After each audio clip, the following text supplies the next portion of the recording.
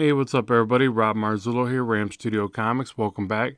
So in today's video, I'm going to show you how to make a custom brush inside of Manga Studio 5, aka Clip Studio Paint.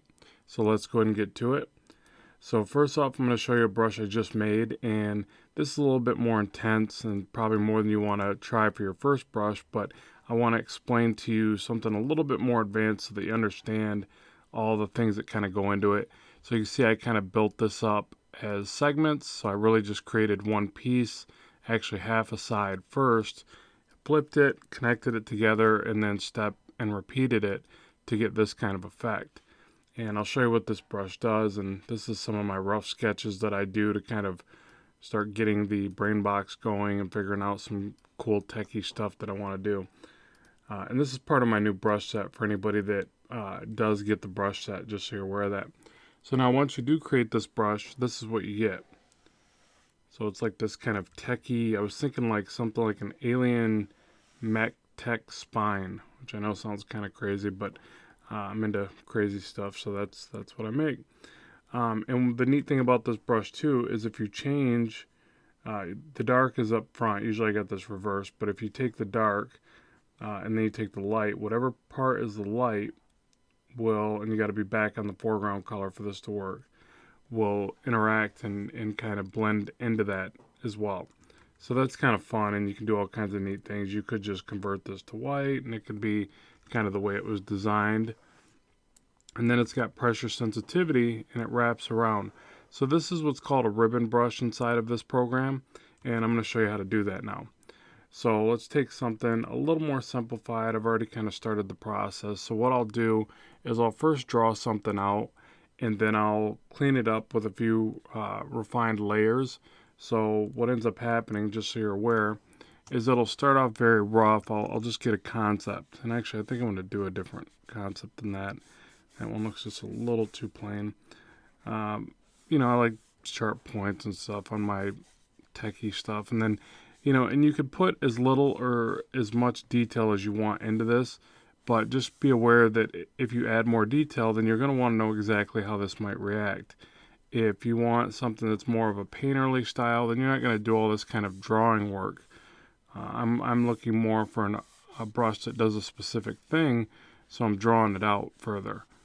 So say I want something like that for my half shape. So whenever you do a half shape, you want it to kind of meet more at a flat point, kind of like this, so that you can flip it and it'll blend well together. So let me just start from this point. Where's this one? Oh, it's on the same layer. Let me copy and separate these. I'll end up keeping this just in case. Command X, Command V, Command D to deselect. Take the visibility off of that one. Move this down. I'm going to move rather quickly on this part just because it's not so much about how to draw as it is about how to make the brush. So I don't want to bore you with my my drawing here. You also got a bending tool that you can use. It's pretty neat. So it can usually help if you have a tough time drawing nice clean lines. You can use this tool rather quickly to get these bends in here. And this doesn't have to look perfect because, you know, chances are I'm not going to use this brush at full scale. And a lot of times what I try to do with these brushes is kind of use them as a base to get me started if I'm trying to work through something rather quickly. And then I paint over top of whatever I'm doing anyways. So just so you know what I'm doing here, I'm clicking and holding till I get to my endpoint, releasing, and then pulling to the direction of the curve. So it's a really great way to get quick curves. It's almost like working in vectors, but it's not. R to rotate, drag the screen, and let's get rid of our blue line there. You want to make sure that all your edges are connected, which I believe they are. Let's see, and I probably could have started a bit larger on that design, but should be fine. Command T to scale. Let's go ahead and bring that up. I want it roughly half the size of the screen. Hold Alt and drag over. That'll give you a copy. Edit, transform, flip horizontal. Then move that into place. And you see, since I didn't completely round it out to the middle, I'm going to have a bit of a point there. I don't think that'll be a bad thing. So let's go ahead and work with that. And to clean that up a bit, I'm going to go ahead and erase back. Let's grab a solid erase. And I'm going to erase back on both sides. And I'm going to go back to my curve tool. Drag across here. And connect. Yeah, and I'm going to get a mishap there. So let me go ahead and do this. Let's take each one of these lines with the selection tool.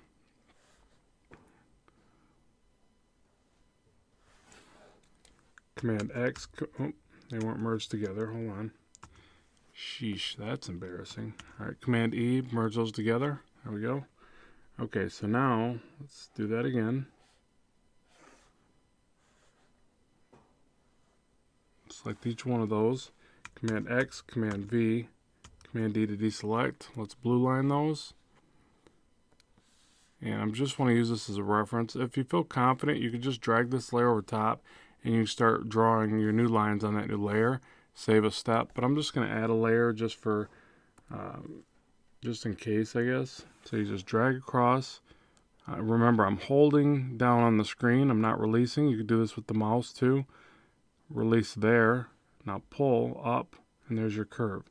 And see, I got a little bit of a skip there, but I'll be able to fix that just with the, you know what, I'll just fix it right now. Let's just do that. And if you need to, zoom in further to get a little more accuracy. Try it again, click, drag, release, right on that point, drag up. So a really great feature inside of this program. This tutorial isn't about this, but it's a great feature to get in the hang of. I use this for almost all of my car drawings, which I don't do a lot of them, but whenever I get a storyboard job and I got to draw cars, I use this effect because it's really great for body lines and things like that. Okay, so there's our, and this almost looks like a car part. I'm thinking of like a fin on the back of a sports car or something. Okay, so there's that piece, and we could probably do a little bit of a segment, a kind of a connector piece. So I'll probably do that as well. Let me draw that in real fast, and I'll do that with a separate layer. So I'm going to go ahead and merge these together. I'm going to get that blue line out of there. And actually, I can just hit delete here on the blue line, turn that back to a regular. And let's go ahead and sketch in.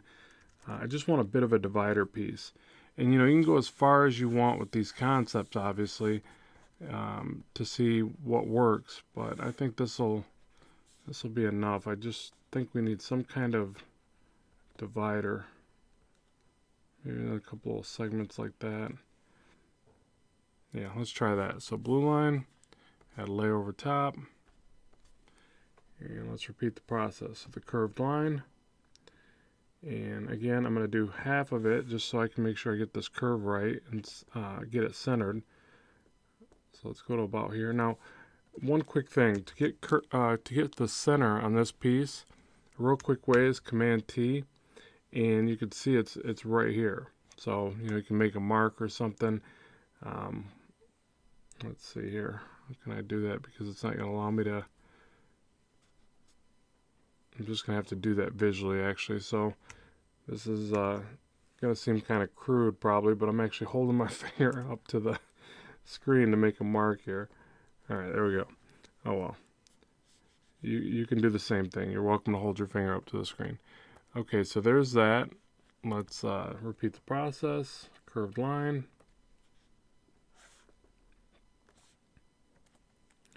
And we can even do the curved line over here.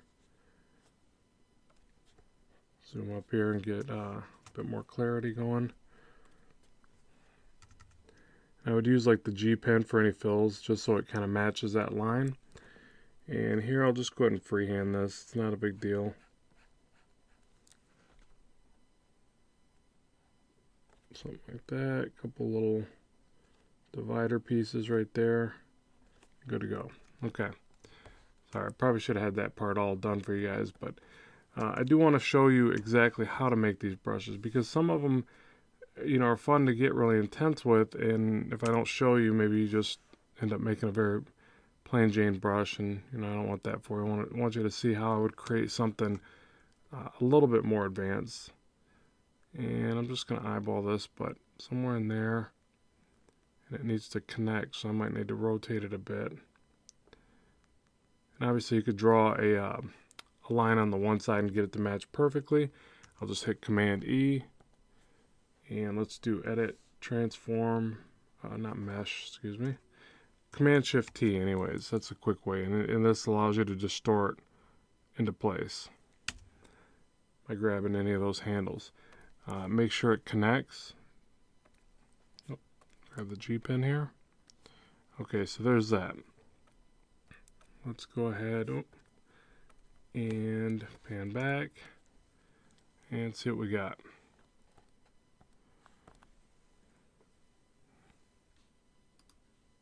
I'm going to duplicate this layer, merge this one together. Okay. All right, so now we've got our basic line work. We can get rid of this little doodad. Hit delete there. Get rid of the blue line that's in the way. Okay, so now we get to the painting, and the way I like to do this is select the outside of it. Command Shift I will invert the selection, or you can use this little icon right there. Just keep my hands on the keyboard a lot. Zoom in here and see if you need to bring the selection inward just a little bit. So let's just try 1 pixel. That's almost too much, but it's still on the inside of that line, so it should be fine. And then what that'll do is just give us a base for what we're doing. So I'll go ahead and drop a color in. Let's just try a medium gray like that. And let's go ahead and bring that behind our line work. And we're going to use our line work to kind of fill in the rest. So we're going to select the middle. And let's go ahead and add in a little bit darker tone with the soft airbrush. And not set to glow. So use something like any one of these set to normal mode, basically.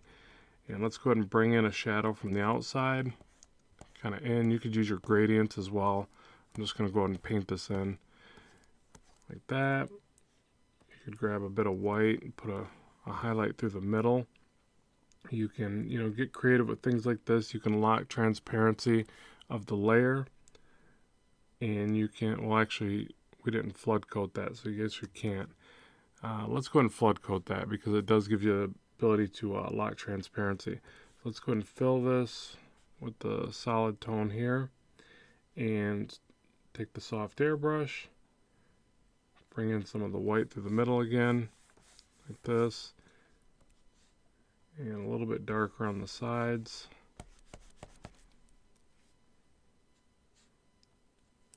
A little bit lighter throughout here. And then now you can lock transparency here, and you can move the selection here like that. And this helps you get those nice little bezels that you see in more, techie kind of stuff or automotive stuff or whatever. So you want to think about how to get those in there because they're, they add a neat little dynamic to the work. So I'll do that a lot of times where I just play around with the selections, and by locking transparency here, you can't accidentally go outside of it if you move the selection a certain way. So on this side, I'll do this again, but this side I'll add a little bit thicker bezel, and I'll add more of a shadow. Oh, seeing what I need to do there. And keep in mind, you can do this both ways here. So you could add first a little bit of a highlight. So this will really kind of beef up the edge right there. And then hit Command Shift I. Grab a shadow. And then hit that shadow edge. You should get a pretty nice bezel right there when I deselect. Yeah, it's noticeable. It could be better, but, and I won't get too much into that because that's a whole nother ball game, but you essentially keep refining that process. Okay, so on the line work there, which I probably should have added a layer, but whatever, we'll just make it work since I didn't do that. So let's just grab each piece and throw in some quick shadows and highlights to beef this up. So we've got that. Set the stronger, normal mode. Okay, now we want to unlock transparency. So you just want to picture where shadows might hit and how much you want this to look differently. So we'll say this part's recessed back a good ways. So pretty heavy shadow right there. Just like that. Here we'll add a shadow to the sides. like that. And a highlight to the middle.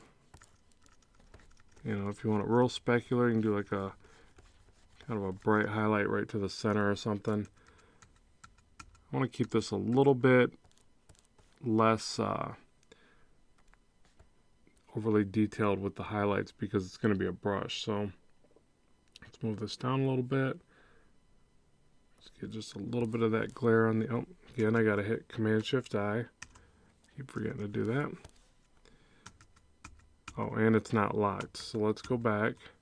Let's fill that first. I keep thinking it's filled because of this bottom one. It's not. So let's fill this with a solid brush. Then we can lock transparency. So I'm kind of doing this out of order, as you can probably tell by now. But if you do it in these steps, you'll be able to really see what I'm talking about, and you'll get lots of abilities to edit the work and add in these little tiny details and in a non-destructive way, basically. Okay, so let's take a little bit more of a highlight source right on this edge. Or sorry, let's do a shadow. I don't know what I'm doing here. It's my first time. Alright, so let's do that. Little shadows right there on the sides. Command-Shift-I, grab a highlight source. And the reason why it's good to think about it like this and doing these highlights and shadows is because, you know, if you start realizing that you can control the colors when you make these brushes, this becomes really fun. Like, you can do a lot of neat stuff this way. So I'm just going to merge these together because now it'll give me my fill color that I should have did originally. So I'll select this area, repeat the process, and I'm gonna just kind of keep these pretty boring. And don't worry about any discoloration. Like, you see there's a little bit of a bluish kind of gray thing going on in there, because you have to convert these to, let's hold shift and select these. You have to convert these brushes to a grayscale anyways for them to work properly. So that's the other thing that I wanted to show you in this video. I know a lot of people have struggled with that inside of this program. They'll make a brush and then it won't react the way that they were hoping. So that's the reasoning for that. We'll cover that now. Okay, so we'll call this good. So this is our brush that took way too long to create. All right, so we'll call this, I don't know, we need to call it anything really, but what we'll do is we'll make sure to convert this. So right click here, convert layer. You want this to be gray. And the reason being is now it will use this information in color range over here. If you don't do that here, it won't do that here later when you want it. It'll just give you what you're looking at. Now you can use this brush by itself, but you're not going to get the ribbon effect that we're after. So what you want to do now is hold Alt, drag these, and then you want to figure out how you want your overlap. Like, that looks pretty cool, but then we're not going to get the bottom details. So you got to drag it below. And it might actually look better without those, but I'm going to use them anyways because we put time into that.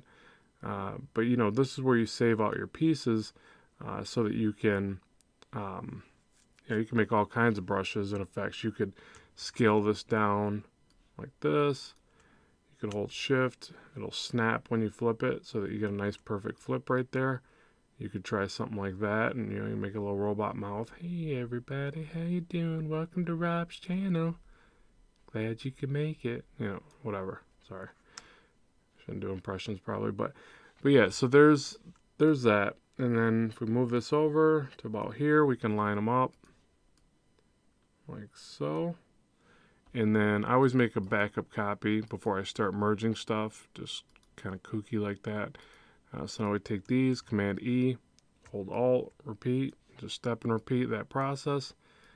And just look at the, I'm using the left corners here to line up, but then I'm looking at that small little bit of white right here to see if it's lining up the other way, up and down, I guess. And it's not like it's got to be perfect. I mean, as perfect as possible, because the time you spend on this one brush is, is going to determine how nice the brush reproduces. And just so you know, I should have covered this earlier, sorry, but let's go to change image size. This is a 2000 by 2000 pixel screen canvas at 300 dpi. Yeah, I should have started there. Sorry about that. But essentially, that's just going to make sure that you're making a nice large scale brush that's going to reproduce nicely. And you can take that a bit further if you want, but I usually make all my brushes at that size. So, okay, so I see a bit of a difference right there. Oh, okay, I'm not far enough up. So you want to look for those inconsistencies in the pattern. And we need to do it one more time. Hold Alt, drag, drop it below. We're almost there. I know, a lot of hard work, right? But you got to think that this saves you a tremendous amount of time later on. So that's why you create these brushes.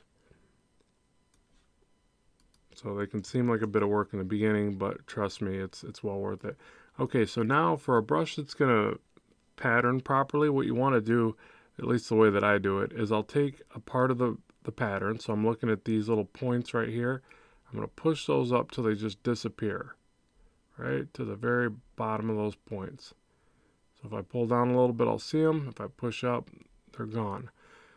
So now I got to make sure that it does the same thing right here. So if they disappear here, they need to be fully visible here. And I'm sure there's a lot more techie, better way to look at it than that, but that's just how I do it. It seems to work, so that's what I'll do. So I'm going to bring it back to here. I'm going to hold Shift and pull. And actually, let me skip out of there, go back, because it was actually distorting it a bit. What I want is I want it to not distort the other way. So to do that, you hit Command-Shift-T, you hold Shift and pull. Yeah, see how it's not distorting outward? That's what I wanted. So again, I want to pull this to where the tips disappear here, but they touch right about here. You know, and just play around with the pattern until you get that. So hold Shift, pull. You got to kind of keep doing this to get it right.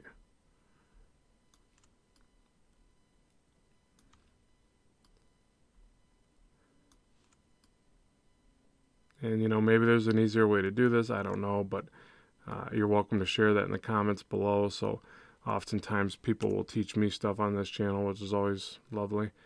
Okay, so, you know, if I pull it right there, they're just barely visible. I don't want any kind of artifact as I'm using this brush. So let me try just a little bit more. I think that'll do it. Let's go ahead and give it a shot. Okay, so now we've got our brush. We've got it to a grayscale. We put all this work into it. You know, you can obviously take it a lot further, but that's good enough for now. And then let's go ahead and take this and go, we're going to go Edit, Register Image as Material. Yeah, see, and notice this. See how it doesn't meet at the top and bottom of this? So that's incorrect. So let's back out of this. And a step that I forgot to do is I'm going to... Manga Studio Clip Studio is a really neat program. It actually holds the information past the edge, okay? Which is nice in that way, but not good for what we're trying to do. So we're going to hit Command A, Command C, Command V. Control if you're on a PC. And then we're going to deselect the previous one. Now what that did is now if we were to pull this, it's segmented right where we wanted it to. So keep in mind that's got to be done for this type of brush. Edit, Register Image as Material. There we go. See how it's got a nice clipped edge? That's what we want. So let's just call this Alien Tech Spine Brush Thingy. Whatever you want to call it. And use for brush tip shape, all materials, image material, brush. I'm sure there's a lot more you can get into with all these settings. This is just where you're placing it in the computer, but this is just the way I like to do it. Seems to work. Hit OK right there. Okay, so now let's go to our actual canvas and let's grab a brush. I'm going to use the one that I've already got set up and just duplicate it. So I do this with a lot of my brushes. I just find it to be easier. So I can make this, let's just call this Test 2. So we know that this brush right now currently does, well, that, but that's because I'm on the background. So you basically set your dark to the front. You set this, we'll set it to like a light blue, kind of looks techy. So we know that's our previous brush right there. So let's go ahead and get into the settings now. And let's go ahead and see what we can come up with here. So I'll go through these real quick so that you understand the settings. Brush size, just as it sounds, it controls the size. Through here, you can control the pen pressure. That's what gives you your thick to thin. Your pressure curve is the way that it reacts thick to thin. So you can play with this. I recommend you do, because this is a good thing for people that don't feel they get the right thick to thin to any of their brushes. Tilt, velocity, random. This is all going to be dependent on if your tablet supports it and if you really need it. I don't need it for this brush, so I'm not going to worry about it. Things like random are going to be for effects where you're trying to get a random effect throughout the pattern. This isn't that type of brush. We're trying to get a very specific effect. Ink is the way that it paints. So I usually leave a lot of my brushes to normal opacity, and I make sure the opacity is over here where I can adjust it, or full opacity. In combine mode, I can control the way that it affects the other layers, the other things with combine mode. Mix is going to be if you're trying to paint. So you make a brush that's more painterly, and it blends and mixes as you paint. This one isn't going to work that well, if at all, for something like that. So we'll disable that. And just, these are real self-explanatory. The amount of paint it puts down, how dense the paint is, how much it stretches the paint, the way that it stretches it, if it mixes the ground color. Just be aware that mixing rate of sub-drawing color means mixing these two colors, not mixing the paint that's on the screen. All these apply to the paint that's on the screen. So you're going to want to play with those two, just hover over each one of them so you understand what they are. And again, you've got the ability to control the settings of each one of these individually. Anti-Icing is the way that it blends the edge of the particular brush, so that you could set it to a hard edge so you get all the detail of this type of effect. I like a little bit of soft edge, so you can play around with that. Brush shape, these are presets, so you don't really have to mess with these a lot. You can, but I don't use them a lot for the brush creation process because they kind of overwrite what you're doing. Let's see, brush tip. This is where we need to be to change our material. So we're going to click here, and we're going to find our new Alien Tech Spine brush thingy right there. Hit OK. So now we've just replaced it with our new pattern, and we're still set to paint. Is that why I did that? Let's check over here.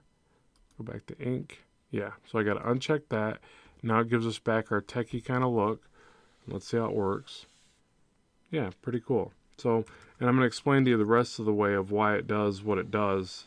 So you already know why it does the pen pressure. Seeing a brush like this will overpaint over itself. So there's a lot of neat dimensional things that you can pull off with this. So let me explain the rest of it so you're fully aware how this works.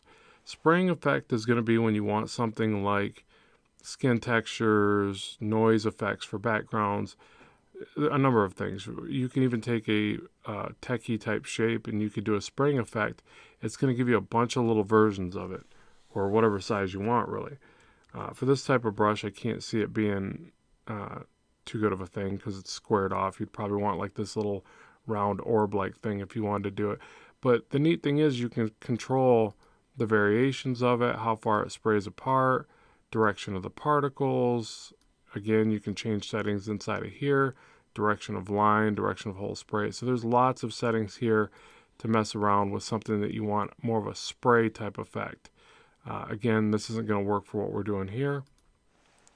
Stroke, this is what's making this work. Okay, so it's set to be a ribbon. And if I uncheck ribbon, we're going to get something like this. And it's going to lag because it's a pretty heavy brush.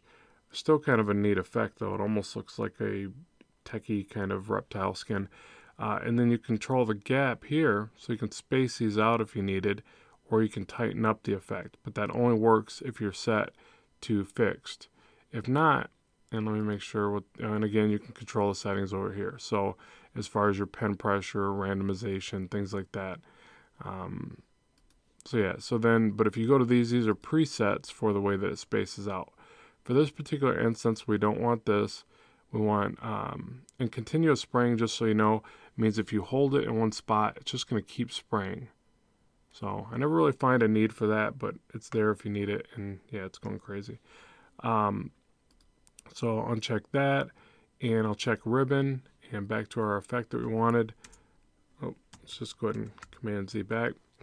Let's check the brush effect again. So yeah, that's working. That's the ribbon effect.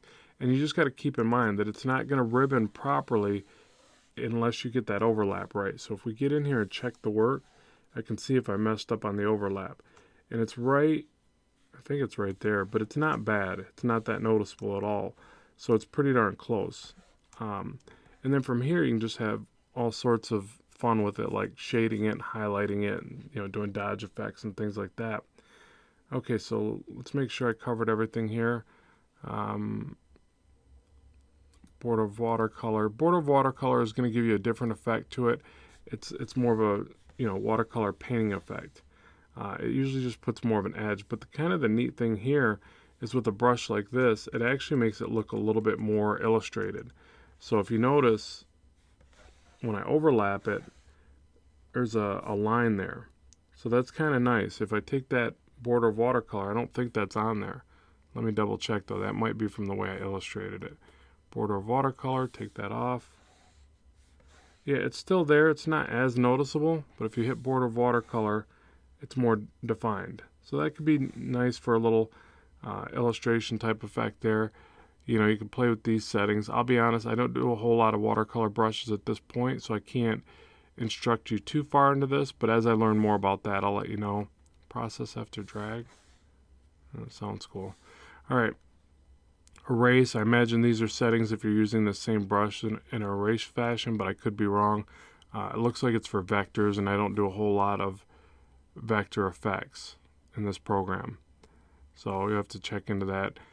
Correction, just how it sounds. This is for autocorrect. I try not to use a whole lot of stabilization, even though I have some on there, apparently. But, you know, I'm not a big fan of it. I usually try to disable stuff like this because I want to know exactly what I'm drawing, and I want to get better at making my mechanics work, not the program. But I've heard a lot of people say that the, you know, post correction and the auto stabilization works great in this. You can also make these brushes snap to rulers, so I suggest that's checked. So that if you're using like perspective rulers, this brush will actually snap to those rulers. And let's see, starting and ending. So this is going to be the way that the brush, I think, tapers at the end, kind of as an auto fix, I believe. Let's check that.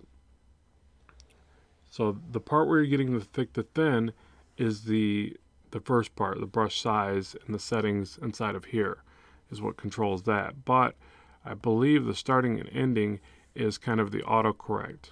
So if you do, and you can get in here, there's obviously lots of settings here to have it affect brush size, density, gap, that, you know, you can see it's just a lot of stuff to get into and delve into that as well. And, you know, just remember that all this stuff you learn by doing. So you just got to get in here, try the setting, mess around with it over here, see what it does, and see what applies to you. It's a very vast brush engine. That's one of the reasons why I really like creating brushes inside of Manga Studio, Clip Studio Paint here. There's just tons and tons of options. And then just remember with a brush like this that, you know, if you change the darker setting, we'll say that we want the darker setting to be a blue, and we want the lighter setting to be a very light blue. Set it back to this front color, the way I've got it set up anyways, and that's how you change the colors inside of that brush. Seems to work better with the really dark, and then here you can change this to, like, you know, something like a lime green or something, you know. So there's all sorts of neat things that you can do with that. So at any rate, hopefully this video has been informative for you. If it has, let me know what you think. Be sure to like, subscribe, share, all that jazz. It helps me keep producing new content for you. And remember that you can get my custom brush set on my Gumroad. I'll have a link in the description box below. So I appreciate you sitting here and learning with me. Hope you enjoyed it. Have a great day. Keep drawing, keep having fun, and bye for now.